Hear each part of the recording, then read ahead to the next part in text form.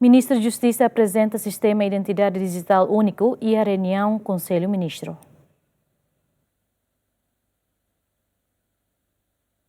E a Soromuto Conselho Ministro quarta-né, Ministro da Justiça Sérgio Ornai, a apresentação ida, quando batermo referência ao Sistema de Identidade Digital Único, nebe o objetivo a moderniza no hall de gestão e identificação civil e a Timor-Leste sai eficiente liutang. Sistema Identidade Digital Único, objetivo é criar sistema identificação digital e DNB único, seguro no universal para cidadão roto, no residente legal sira, onde garante eliminação da duplicação, proteção botlio para dados pessoal sira, no ligação, no compatibilidade entre base de dados em Estado União. O sistema IDN é uma ideia que se identidade digital nebe único, não reconhecido oficialmente, nebe se simplifica processo administrativo sira, a menos fraude, aumenta a transparência no dia acesso ao serviço público no privado sira, hanessa, saúde, educação, proteção social no serviço financeiro. Hoje,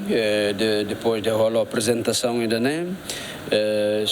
Excelência Primeiro-Ministro, o membro Sira Rototo e o Conselho Ministro Nini, constituído o Conselho Ministro, Sira Rototo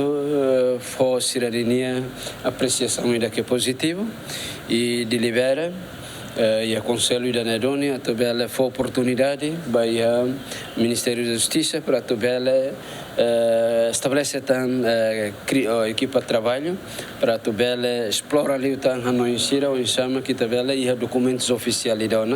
e há documentos oficiais mesmo que está lá hoje em Conselho Ministerial na apreciação mas precisa ir a discussão temática balo nebe bele incorpora ajusta no embalo para também a integração dentro da ideia única mecanismo base de dados central para também inclui dados todo e a instituição estadunidense, mas a instituição privada, setor privado cidadania e a laram para também e é fácil para a administração, gestão nos serviços